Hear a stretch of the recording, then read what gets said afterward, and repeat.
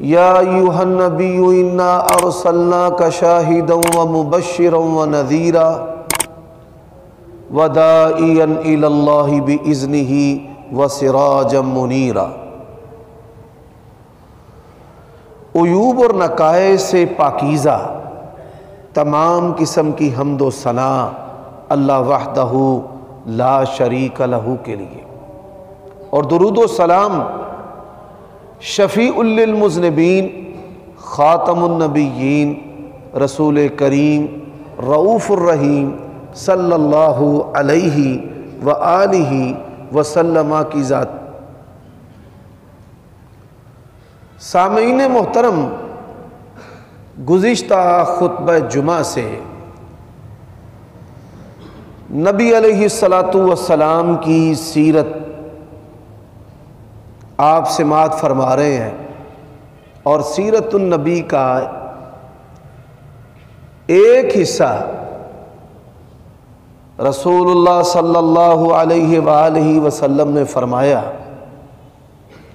کہ میں اپنے باپ ابراہیم علیہ السلام کی دعاؤں دعوت ابی ابراہیم و بشارت عیسیٰ ورؤیا امی التی رأت، آپ صلی اللہ علیہ وآلہ وسلم کی پیشین گوئیاں جو سابقہ ادیان کے اندر کتابوں میں اور آپ صلی اللہ علیہ وآلہ وسلم سے پہلے جو آنے والے انبیاء اور رسل ہیں، انہوں نے نبی کریم صلی اللہ علیہ وآلہ وسلم کا نام بھی بتایا، صفات بھی بتائیں، علاقہ بھی بتایا، آپ صلی اللہ علیہ وسلم کی جماعت کے بارے میں بھی بتایا، اور جماعت کی تعداد کے بارے میں بھی بتایا۔ اس حوالے سے میں چند باتیں گزشتہ خطبہ جمعہ میں بیان کر چکا ہوں۔ آج کے خطبہ جمعہ میں ہمارا جو موضوع ہے وہ ہے کہ نبی علیہ السلام بعثت سے پہلے، یعنی آپ صلی اللہ علیہ وسلم نے جو اعلان نبوت اور رسالت کیا ہے، بعثت سے پہلے رسول اللہ صلی اللہ علیہ وآلہ وسلم کی جو زندگی ہے وہ کیسی تھی۔ سامعین محترم، آپ یہ بات جانتے ہیں کہ اللہ تبارک و تعالی نے تمام انسانوں کو دیکھا، اور ان تمام انسانوں میں سے سب سے جو پاکیزہ شخصیت ہے نبی علیہ السلام کی صورت میں ان کو دنیا کے اندر مبعوث کیا ہے۔ اب آپ صلی اللہ علیہ وآلہ وسلم جب دنیا میں تشریف لائے تو رسول اللہ صلی اللہ علیہ وآلہ وسلم کے والد محترم جناب عبداللہ جو ہے وہ وفات پا چکے۔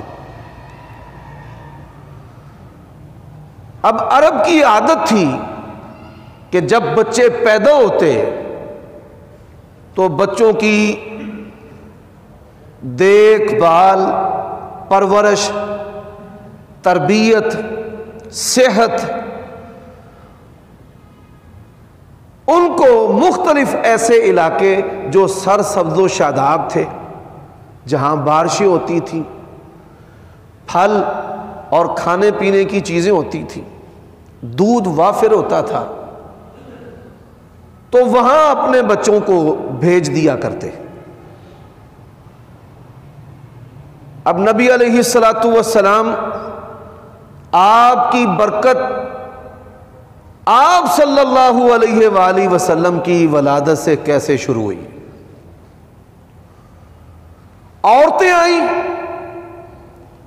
انہوں نے سرداروں کے مختلف گھرانوں کے بچے جو ہیں وہ ہاتھوں ہاتھ لیے۔ حلیمہ سعدیہ، کیا شان و مرتبہ پایا ہے، اور اس ہستی کا انتخاب بھی اللہ تبارک و تعالی نے نبی کریم صلی اللہ علیہ وآلہ وسلم کی کفالت کے لیے کیا ہے۔ فرماتی ہیں کہ میری جو سواری تھی وہ انتہائی کمزور اور لاغر تھی، تیز ترار سواریوں پر عورتیں آئیں بچے لے کر واپس، اور میں سب سے بعد میں آئی۔ نبی علیہ الصلوۃ والسلام ان کو جس کا مطمع دنیا اور مال تھا اللہ تبارک و تعالیٰ نے اس کے ہاتھ دیا ہی نہیں ہے، کہ جو دنیا چاہتی تھی پیسے ملے ہم ان کے بچے پالیں پرورش کریں اور ہمیں پیسے ملے، ایسی کسی عورت کے ہاتھ ایسے کسی گھرانے میں اللہ تبارک و تعالیٰ نے ہمارے پیارے نبی کو جانے دیا ہی۔ حلیمہ سعدیہ سردار عبد المطلب ان کے بیٹے کو انہوں نے اپنی گودے میں لیا۔ فرماتی ہیں جو دودھ دینے والے جانور تھے، اونٹنی تھی، وہ اتنا دودھ نہیں دے سکتی تھی کہ جس سے ہم گھر والے سراب ہو کر پی لیں، یعنی رج کے پی لیں، یہ اتنا دودھ نہیں تھا۔ اور گدی اتنی لاغر و کمزور تھی جس پر وہ سواری کرتی تھی کہ وہ سواریوں کے برابر چل نہیں سکتی تھی۔ نبی صلی اللہ علیہ وآلہ وسلم کو گود لینے کی پہلی برکت ہے کہ اللہ تبارک و تعالیٰ نے اس سواری کو صحت مند، تندرست اور توانا اور چابک، کہ وہ بعد میں آئی اور بعد میں چلی اور ان سواریوں کو کاٹ کر جو ہے وہ بنو سعد کے اندر پہنچ گئی، طائف کے اندر پہنچ گئی۔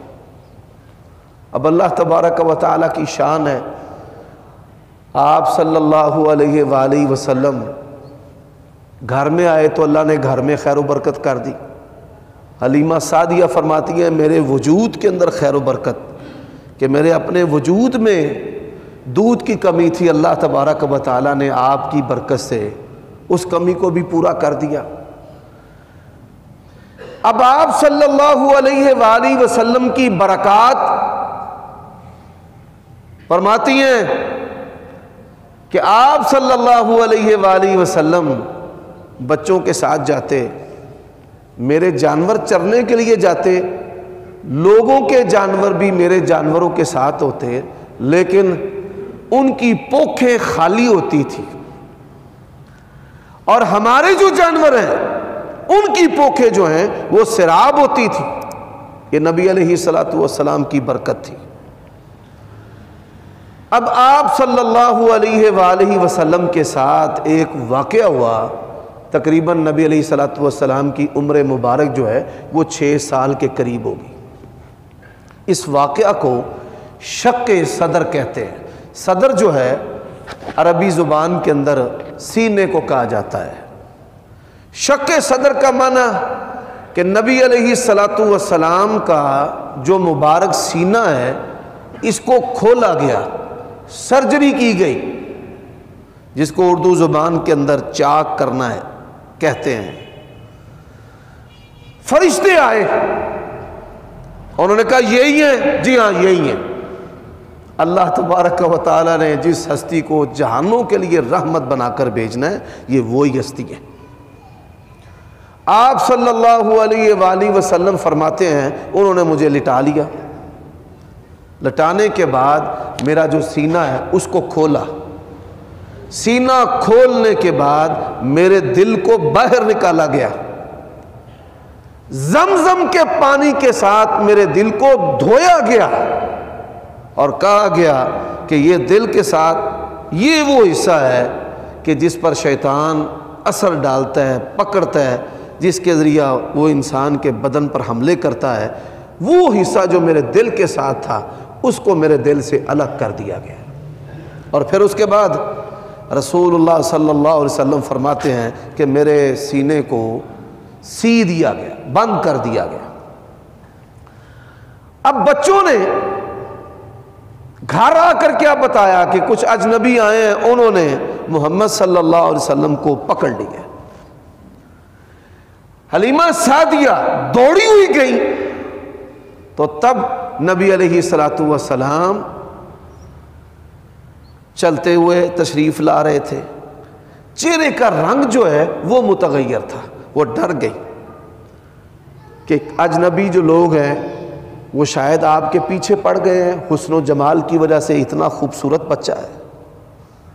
یہ جو واقعہ ہے یہ نبی علیہ السلام کی حیات طیبہ میں 2 مرتبہ ہوا ہے۔ اس واقعہ کو شق صدر کہتے ہیں، جیسے ہمارے ہاں اوپن ہارٹ سرجری ہے جس کو دل کا بائی پاس کہا جاتا ہے۔ دل کے بائی پاس میں دل کو باہر تو نہیں نکالا جاتا، لیکن نبی علیہ السلام کے دل کو باہر نکالا گیا ہے۔ حضرات اس حدیث سے یہ بات بھی معلوم ہوتی ہے کہ میڈیکل سائنس انسانوں کی ایجاد ہے، جہاں پر میڈیکل سائنس ختم ہوتی ہے وہاں سے اللہ تبارک و تعالیٰ کی جو قدرت ہے وہ شروع ہوتی ہے۔ یہ ہمارے ناقی صاحب بیٹھے ہیں فرنٹ سیٹ پر، سونا نہیں ہے، ان کے ایک رشتہ دار ہیں، وہ ملحد تھے، بے دین تھے، نہ اللہ تعالیٰ کو مانتے تھے، نہ دین کو، نہ مذہب کو۔ یہ انہوں نے خود اپنا واقعہ سنایا۔ کیا نام ہے جی ان کا جو پروفیسر صاحب ہیں؟ اچھا آپ کے علم میں نہیں ہے۔ وہ کہتے ہیں کہ میں نہیں مانتا تھا نہ اللہ کو نہ دین کو، باہر کے ممالک میں تعلیم حاصل کی ہے اور وہاں یونیورسٹیوں اور کالجوں میں دین نام کی کوئی دور دور تک چیز نہیں۔ اب والدہ فوت ہو گئی، حنیف صاحب، حنیف صاحب، والدہ فوت ہو گئی۔ ماں سے جو وابستگی ہے وہ ہر انسان کی ہے۔ بعض لوگ مذہبی نہیں ہوتے، قرآن اور سنت کے جو احکامات ماں باپ کی خدمت کے بارے میں ہیں ان سے واقف بھی نہیں ہوتے، آگاہ بھی نہیں ہوتے، انہوں نے سنے بھی نہیں ہوتے، لیکن اس کے باوجود وہ اپنے والدین کی جو خدمت ہے وہ انتہائی بہترین طریقے سے کرتے ہیں۔ شاید ہم مولوی لوگ بھی، علماء یا مذہبی لوگ بھی اپنے والدین کی خدمت اس طریقے سے نہ کرتے ہوں جس طرح بعض بظاہر دنیا دار اپنے والدین کی خدمت کرتے ہیں، ان کا خیال رکھتے ہیں، ان کی ضروریات کو پورا کرتے ہیں، ان سے بڑی محبت کرتے ہیں۔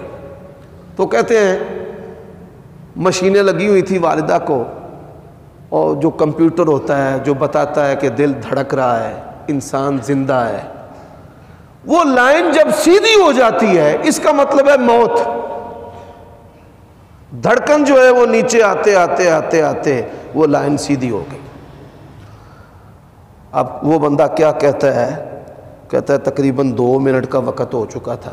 2 منٹ کا، 1 منٹ کی بات نہیں ہے، زندہ انسان 1 منٹ سانس بڑی مشکل سے روکتا ہے۔ 2 منٹ کا وقت ہو گیا، اچانک دماغ کے اندر ایک بات آئی، میں نے کہا کہ اگر تو ہے، میں نے ساری زندگی تجھے نہیں مانا، اگر تو ہے تو آج مجھے اپنا آپ منوا لے کہ تو ہے۔ کہتے ہیں اتنی بات میں نے اللہ سے کی ہے، تھوڑی دیر کے بعد وہ مشین دوبارہ چلنا شروع ہو گئی اور اللہ تعالیٰ نے میری والدہ کو زندہ کر دیا، اور پھر کئی سالوں زندہ رہی، اور اللہ تبارک و تعالیٰ نے ان کو ایمان دے دیا۔ میرے بھائیوں، یہ واقعہ جو شق صدر ہے یہ اس بات کی دلیل ہے کہ نبی علیہ السلام کے سینہ مبارک سے دل باہر نکالنا، اس کے باوجود نبی علیہ السلام کی حیات، آپ کا ان کی باتوں کو سننا، آپ صلی اللہ علیہ وسلم کا اپنے آپریشن کو دیکھنا، یہ ساری اس بات پر بین دلیل ہے کہ زندہ کرنے والا اور مارنے والا اور زندگی کا مالک کون ہے؟ اللہ ہے۔ دوسرا یہ واقعہ جو ہے یہ معراج سے پہلے ہوا ہے، اور معراج سے پہلے یہ واقعہ انشاءاللہ ہم آپ کو سنائیں گے، وہاں پر اس واقعہ کے اندر کئی اور مزید باتیں ہیں۔ اب آپ صلی اللہ علیہ وآلہ وسلم بعثت سے پہلے کیا کرتے تھے؟ سردار ابو طالب جب نبی علیہ السلام کی عمر مبارک جو ہے وہ 12-14 برس کے قریب ہوئی تو وہ آپ صلی اللہ علیہ وآلہ وسلم کو لے کر سفر تجارت پر نکلے۔ ہمارے ہاں جیسے کاروباری لوگ، شیخ برادری جو ہے وہ اپنے نوخیز بچوں کو تجارت اور کام سکھانے کے لیے ان کو دکانوں پر بٹھاتے ہیں اور ان کو کاروباری جو گر ہیں وہ بتاتے ہیں، یا ان کی ڈیوٹی ہوتی ہے بھئی گاہکوں کو متوجہ کرو کام کی طرف اور دکان کی طرف۔ تو سردار ابو طالب جو ہے وہ نبی علیہ السلام کو اپنے ساتھ لے کر سفر تجارت پر گئے۔ پھر اس سفر کے اندر ایسے ایسے واقعات رونما ہوئے کہ سردار ابو طالب پر آپ صلی اللہ علیہ وسلم کی ہیبت طاری ہو گئی کہ یہ شخصیت جو ہے یہ کوئی معمولی شخصیت نہیں ہے۔ سخت گرمی کا موسم ہوتا، ابو طالب انہوں نے آپ کے بارے میں اشعار کہے، نبی علیہ السلام کے بارے میں۔ جتنے بھی شاعر ہیں اور جتنے بھی نعت گو ہیں شاید ان اشعار کا وہ مقابلہ نہ کر پائیں جو بات کے اندر آئے ہیں۔ اس نے کہا وَأَبْيَضُ يُسْتَسْقَى الْغَمَامُ بِوَجْهِهِ، یہ ایسا سفید بادل، ایسی شخصیت، ایسا پروقار بندہ ہے کہ جب یہ اپنے گھر سے باہر نکلتے ہیں تو ان کی زیارت کرنے کے لیے آسمان کے بادل بھی امڑ آتے ہیں۔ بادل بھی کہتے ہیں کہ ہم نے ان کو دیکھنا ہے۔ یعنی نبی علیہ السلام ایسے سفر کے اندر اس نے نبی علیہ السلام کے معجزات دیکھے، جس سے وہ جان گیا کہ اللہ کے نبی بڑی باکمال ہستی اور شخصیت ہے۔ حضرات نبی علیہ السلام اعلان نبوت سے پہلے تجارت کیا کرتے تھے، بزنس مین، کاروباری تھے، اور نبی علیہ السلام کا جو نکاح ہوا ہے وہ تجارت کی غرض سے۔ سیدہ خدیجہ رضی اللہ تعالی عنہا کا جو مال لے کر کے گئے اور ساتھ میں ان کا خادم تھا، اس نے آ کر جب نبی علیہ السلام کے سفر کی رویداد سنائی تو نامور اور بڑی شان و حشمت والی اور بڑی مال و دولت والی وہ شخصیت تھی۔ آپ کی دیانتداری، امانت داری، آپ کے معجزات، آپ کے اٹھنے بیٹھنے سے وہ اتنا متاثر ہوئی کہ نبی علیہ السلام کو نکاح کا پیغام دیا تجارت کی برکت سے۔ ہمارے ہاں نہیں کہ بیٹا جو ہے اور بیٹی والے دونوں ایک دوسرے کے ساتھ رشتہ داری کرنے کے لیے دھوکہ دیتے رہتے ہیں، بیٹے والے بھی دھوکہ دیتے رہتے ہیں اور بیٹی والے بھی دھوکہ دیتے رہتے ہیں۔ سیرت النبی صلی اللہ علیہ وآلہ وسلم کے آج کے خطبے کا ایک معاشرتی پیغام اپنے پلے باندھ لو، کبھی بھی اپنے بیٹے اور بیٹی کا رشتہ جو ہے جھوٹ پر نہ کرنا، وگرنہ رشتے سے برکت ختم ہو جائے گی۔ جس رشتے اور جس سودے کی بنیاد جھوٹ پر ہوگی اس کے اندر کبھی بھی خیر و برکت رہ سکتی نہیں رہ سکتی۔ حقیقت پہ مبنی بات کریں، سچائی پہ مبنی رشتہ کریں، جھوٹ بولنے سے، دھوکہ دینے سے اللہ تبارک و تعالی جو ہے وہ برکت کو ختم کر دیتا ہے۔ اور یہ بات یاد رکھیں، برکت جو ہے نا یہ اللہ تبارک و تعالی کی طرف سے سہارا ہوتا ہے، یہ وہ دائرہ ہوتا ہے کہ جس دائرے سے میاں بیوی جو ہے وہ باہر نہیں نکل پاتے باوجود لڑنے کے۔ یہ برکت بہت بڑی قوت ہے۔ کئی لوگ ہیں کاروباری ہونے کے باوجود ان کے کاروباروں میں تباہی پھر جاتی ہے، برکت ختم ہو جاتی ہے کہ جب وہ تجارت سے توجہ کو ہٹا کر عورت کے حسن و جمال اور اس کی خوبصورتی پر اپنی توجہ کو مرکوز کر لیتا ہے کہ یہ گاہکنی آئی ہے اور یہ کیسی ہے اور کیسی ہے، وہیں سے بے برکتی شروع ہو جاتی ہے۔ میرے بھائیوں دوستو، کاروبار بھی کرنا ہے برکت کی بنیاد پر، اور رشتہ یہ بھی برکت کی بنیاد پر۔ نبی علیہ السلام کی سیرت سے ہمیں یہ پیغام ملتا ہے، وہ آپ کی سچائی سے، آپ کی امانت سے، آپ کی دیانت سے متاثر ہو کر اس نے نکاح کا پیغام دیا ہے۔ اور میرے بھائیوں دوستو، نبی علیہ السلام نے تجارت کے علاوہ فرمایا ما من نبی الا ورع الغنم، کوئی نبی بھی ایسا نہیں ہے کہ جس نے بکریاں چرائی نہ ہو۔ حضرت داؤد و سلیمان بادشاہ نبی، یا داؤد انا جعلناک خلیفۃ فی الارض، سلیمان مخلوقات پر، ہوا پر ان کی حکومت ہے۔ وَعُلِّمْنَا مَنْطِقَ الطَّيْرِ، پرندے ان سے رنگا رنگ کی بولیاں بولتے ہیں۔ قالت نملة یا ایھا النمل ادخلوا مساکنکم لا یحطمنکم سلیمان وجنودہ وہم لا یشعرون۔ وائس فریکوینسی اس کا عالم یہ ہے کہ چیونٹی بات کر رہی ہے اور حضرت سلیمان علیہ السلام کے کان جو ہیں وہ سن رہے ہیں۔ بارش مانگنے کے لیے باہر آئے، فرماتے ہیں چلو ہم سے پہلے اللہ کی مخلوق کیڑیوں نے رب سے بارش مانگ لی اور اوپر سے منظوری بھی ہو گئی ہے۔ اللہ تعالیٰ نے اتنی شاہی عطا کی، لیکن اس کے باوجود بھی انہوں نے بکریاں چروائی ہیں۔ حضرات، بکریاں جو ہے چروانے کا عمل، اس کے اندر کیا حکمت ہے؟ اس کے اندر کیا حکمت ہے؟ ہم جو مولوی لوگ ہوتے ہیں نا، اللہ تعالیٰ معاف کر دے، لوگ ہمارا کئی دفعہ اس طرح حشر و نشر کرتے ہیں جیسے قربانی کے جانوروں کا ہوتا ہے۔ کوئی ادھر سے آ کر سوار ہو جاتا ہے، کوئی ادھر سے آ کر۔ بڑا حلم اور بڑا صبر اور بڑی بردباری ہونی چاہیے، لیکن ہم بھی انسان ہیں، کئی دفعہ غصے میں، بلکہ شدید غصے میں بھی آ جاتے ہیں۔ اور پھر شیطان کے ان حملوں سے جس طرح ہم بچتے ہیں، وہ تجرباتی باتیں آپ کے سامنے رکھتے ہیں تاکہ آپ اپنی زندگی کو بہتر کریں۔ اس نے ہمیں کیسے شکار کیا اور پھر ہم کیسے بچے، اور آپ اس کو اختیار کریں اور اپنی زندگی کے اندر جو غصے کے نقصانات ہیں اس سے بچیں۔ اسی طرح علماء جو ہیں وہ بھرپور معاشرتی زندگی گزارتے ہیں کہ معاشرے کا ہر بڑے سے بڑا اور چھوٹے سے چھوٹا فرد منصب کے لحاظ سے یا کام کے لحاظ سے یا آمدنی کے اعتبار سے وہ علماء کے ساتھ تعلق میں رہتا ہے۔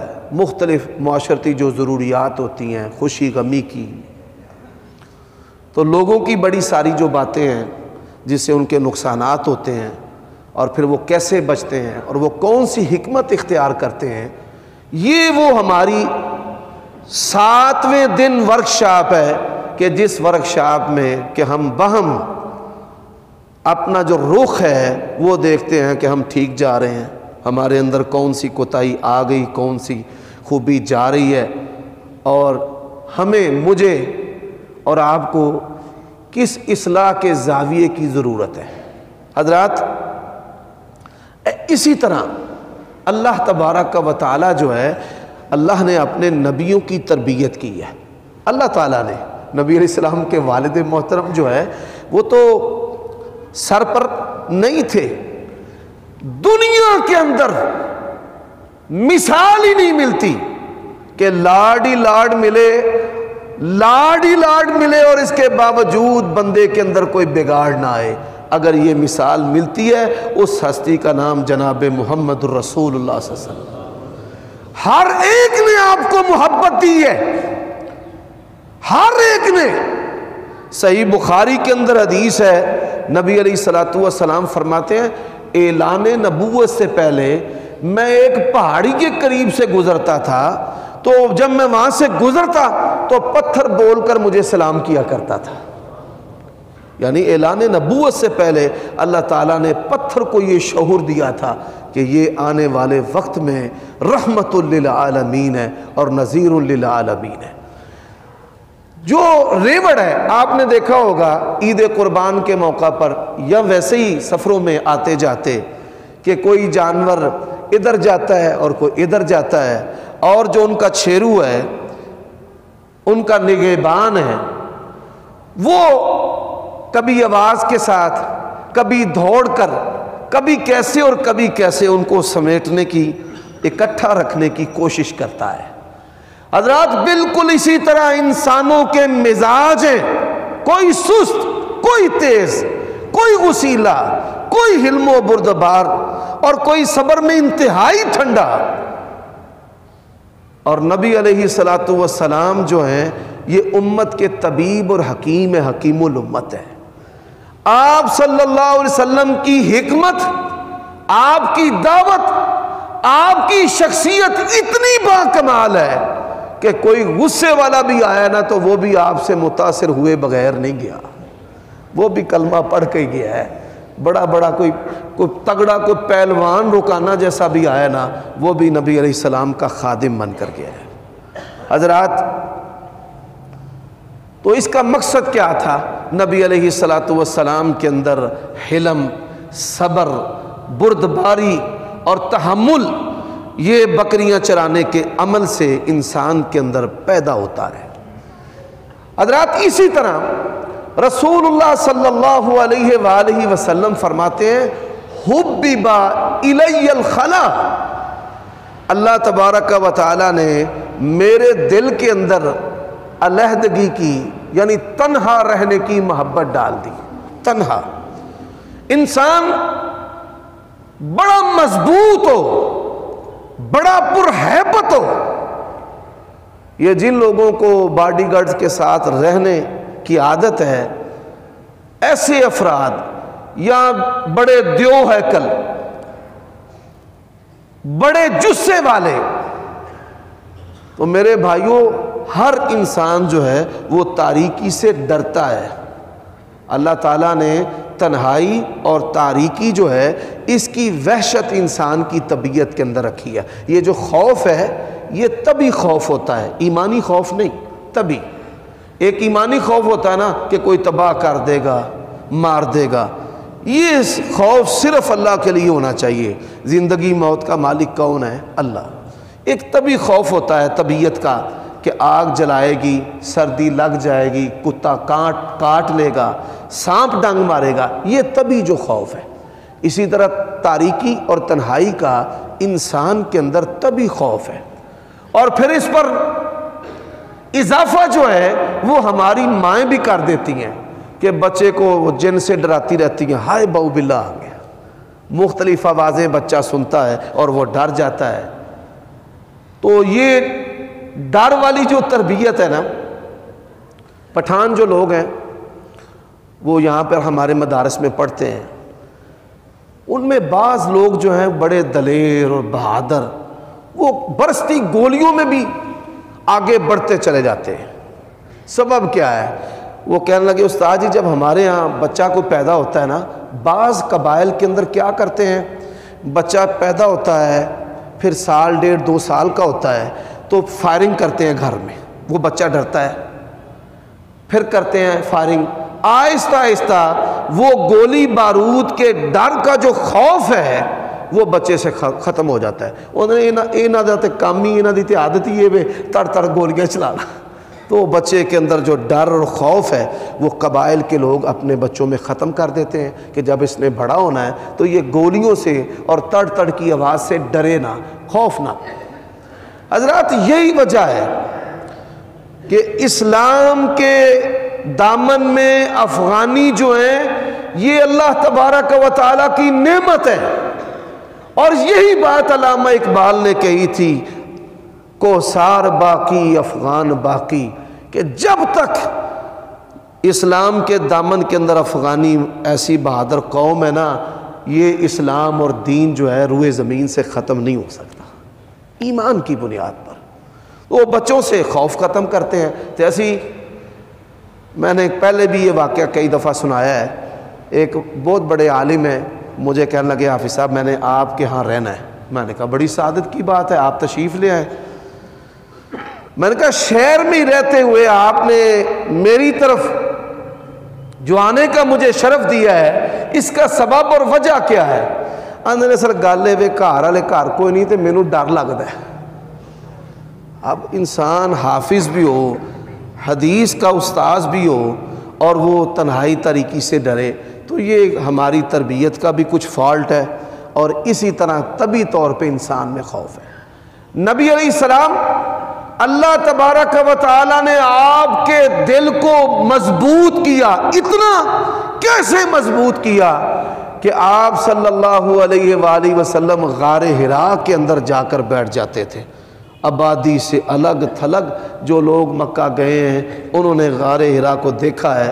تصور کیجئے کہ آپ صلی اللہ علیہ وسلم کا رات کی تاریکی میں وہاں پر بیٹھنا، اللہ تبارک و تعالیٰ نے آپ کے دل کو مضبوط کرنے کے لیے یہ خوبی جو ہے وہ آپ کو عطا کی ہے جو عام انسانوں کے اندر نہیں ہے۔